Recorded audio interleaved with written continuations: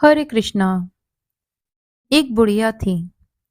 उसके 7 बेटे और एक बेटी थी। बेटी की शादी हो चुकी थी। जब भी उसके बेटे की शादी होती, फेरों के समय एक नाग आता और उसके बेटे को डस लेता था। बेटे की वहीं मृत्यु हो जाती। इस तरह उसके 6 बेटे मारे गए। 7वें की शादी होनी बाकी थी। इस तरह अपने बेटों के मर जाने से दुखी बुढ़िया माई रो रोकर अंधी हो गई थी। भाई दूज आने को हुई तो भाई ने कहा, मैं बहन के घर तिलक कराने जाऊंगा। माँ ने कहा ठीक है। उसकी बहन को जब पता चला कि उसका भाई आ रहा है तो वो खुशी से पागल हो गई और अपनी पड़ोसन से पूछने गई कि जब प्यारा भाई घर आए तो क्या बनाना चाहिए। उसकी पड़ोसन उसकी खुशी को देखकर जल गई और पड़ोसन ने कहा, दूध से रसोई साफ कर दो और घी में चावल पका दो। उसकी बहन ने ऐसा ही किया। उसका भाई जब बहन के घर जा रहा था तो उसे रास्ते में सांप मिला। सांप ने उसे डसना चाहा। भाई बोला, तुम मुझे क्यों डस रहे हो? सांप बोला, मैं तुम्हारा काल हूं और मुझे तुम्हें डसना है। भाई ने कहा, मेरी बहन मेरा इंतजार कर रही है। मैं जब तिलक कराकर वापस लौटूंगा तब तुम मुझे डस लेना।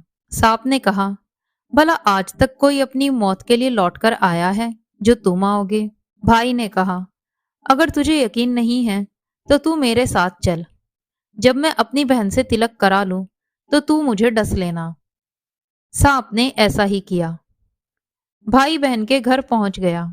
दोनों बड़े खुश हुए। भाई बोला, बहन जल्दी से खाना दो, बड़ी भूख लगी है। बहन क्या करे, ना तो दूध में रसोई सूखी और ना ही घी में चावल पके।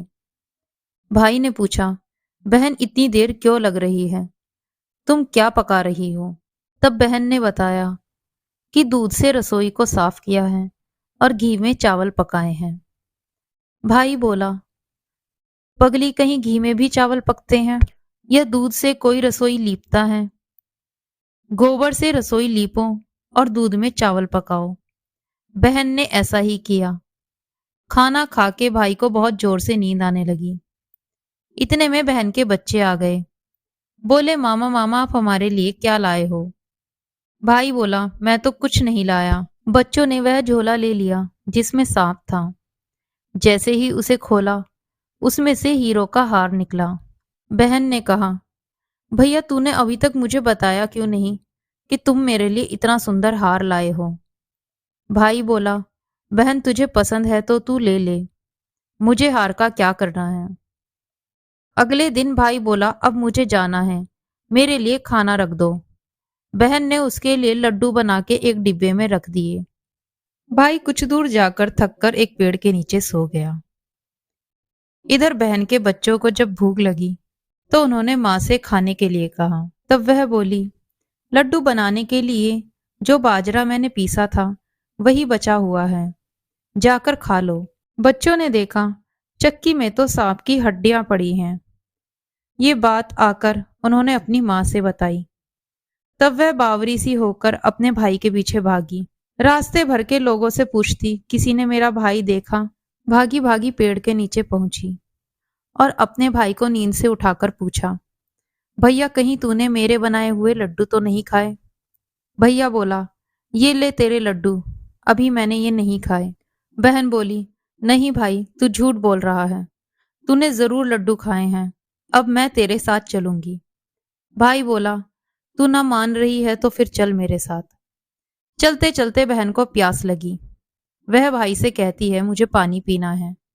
भाई बोला, अब मैं यहाँ तेरे लिए पानी कहाँ से लाऊं? दूर कहीं चील उड़ रही है, चली जा, वहां शायद तुझे पानी मिल जाए। बहन वहां गई और पानी पीकर जब लौट रही थी तो रास्ते में देखती है कि एक जगह जमीन में 6 शिलाएं गड़ी हैं और एक बिना गड़े रखी हुई है। उसने एक बुढ़िया से पूछा, ये शिलाएं कैसी हैं? उस बुढ़िया ने बताया कि एक बुढ़िया है, उसके 7 बेटे थे। 6 बेटे तो शादी के मंडप में ही मर चुके हैं, तो उनके नाम की ये शिलाएं जमीन में गड़ी हैं। अभी 7वें की शादी होनी बाकी है। जब उसकी शादी होगी तो वह भी मंडप में ही मर जाएगा। तब यह सातवीं शिला भी जमीन में गड़ जाएगी। ये सुनकर बहन समझ गई कि ये शिलाएं किसी और की नहीं बल्कि उसके भाइयों के नाम की हैं। उसने उस बुढ़िया से अपने सातवें भाई को बचाने का उपाय पूछा। बुढ़िया ने उसे बता दिया कि वो अपने सातवें भाई की जान कैसे बचा सकती है। सब जानकर वो वहां से अपने बाल खुले कर पागलों की तरह अपने भाई को गाली देती हुई चली। भाई के पास आकर बोली, तू तो जलेगा कुटेगा मरेगा। भाई उसके ऐसे व्यवहार को देखकर चौंक गया और उसे कुछ समझ नहीं आया। इसी तरह दोनों भाई बहन मां के घर पहुंच गए। थोड़े समय बाद भाई के लिए सगाई आने लगी। उसकी शादी तय हो गई।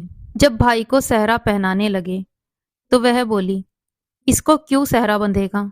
सेहरा तो मैं पहनूंगी, ये तो जलेगा मरेगा। सब लोगों ने परेशान होकर सेहरा बहन को पहना दिया। बहन ने देखा उसमें कलंगी की जगह एक सांप का बच्चा था।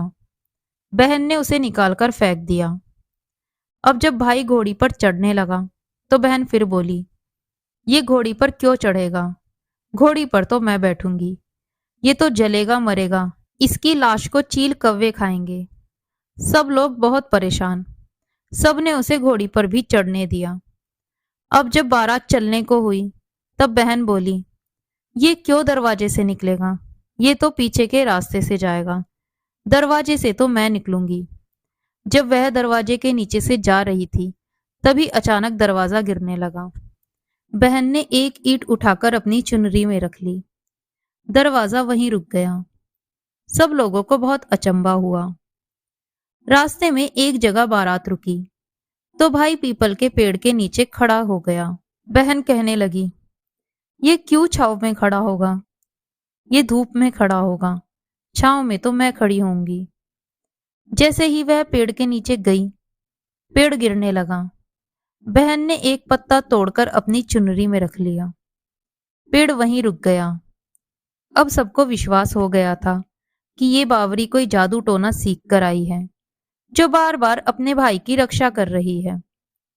ऐसे करते करते फेरों का समय आ गया। जब दुल्हन आई तो उसने दुल्हन के कान में कहा, अब तक मैंने तेरे पति को बचा लिया, अब तू अपने पति को और साथ में अपने मरे हुए जेठों को बचा सकती है। फेरों के समय एक नाग आया। वो जैसे ही दूल्हे को डसने को हुआ, दुल्हन ने उसे एक लोटे में भरकर ऊपर से प्लेट से बंद कर दिया। थोड़ी देर बाद नागिन लहर लहर करती आई। दुल्हन से बोली, तुम मेरे पति को छोड़ दो। दुल्हन बोली, पहले तुम मेरे पति को छोड़ दो। नागिन ने कहा, ठीक है, मैंने तुम्हारे पति को छोड़ दिया। दुल्हन ने कहा, ऐसे नहीं, पहले 3 बार बोलो। नागिन ने 3 बार बोला, फिर बोली, अब तो मेरे पति को छोड़ दो। दुल्हन बोली, एक मेरे पति से क्या होगा? हंसने बोलने के लिए जेठ भी तो चाहिए, एक जेठ भी छोड़ दो। नागिन ने जेठ के भी प्राण दे दिए। फिर दुल्हन ने कहा, एक जेठ से लड़ाई हो गई तो एक और जेठ चाहिए। वो जेठ विदेश चला गया तो तीसरा जेठ भी चाहिए। इस तरह करके एक एक करके दुल्हन ने 6 जेठ जीवित करा लिए। उधर रो रोकर बुढ़िया का बुरा हाल था कि अब मेरा 7वां बेटा भी बाकी बेटों की तरह मारा जाएगा। गांव वालों ने बताया कि उसके 7 बेटे और बहुएं आ रही हैं। तो बुढ़िया बोली, अगर ये बात सच है तो मेरी आंखों की रोशनी वापस आ जाए और मेरे सीने से दूध की धार बहने लगे। ऐसा ही हुआ। अपने सारे बहू बेटों को देखकर बुढ़िया खुश हो गई और बोली, ये सब तो मेरी बावरी का किया हुआ है, कहाँ है मेरी बेटी? सब बहन को ढूंढने लगे। देखा तो वह भूसे की कोठरी में सो रही थी। जब उसे पता चला कि उसका भाई सही सलामत है तो वह अपने घर को चली। उसके पीछे पीछे सारी लक्ष्मी भी जाने लगी। बुढ़िया ने कहा, बेटी पीछे मुड़ के देख, तू सारी लक्ष्मी ले जाएगी तो तेरे भाई भाभी क्या खाएंगे? तब बहन ने पीछे मुड़ के देखा और कहा, जो माँ ने अपने हाथों से दिया है वह मेरे साथ चल, बाद बाकी का भाई भाभी के पास रहे। इस तरह एक बहन ने अपने भाई की रक्षा की। तो ये थी भाई दूज की कथा। आपको ये कथा कैसी लगी हमें कमेंट बॉक्स में जरूर बताएं। वीडियो को परिवारजन और मित्रों के साथ शेयर करें। चैनल को सब्सक्राइब करें। हरे कृष्णा।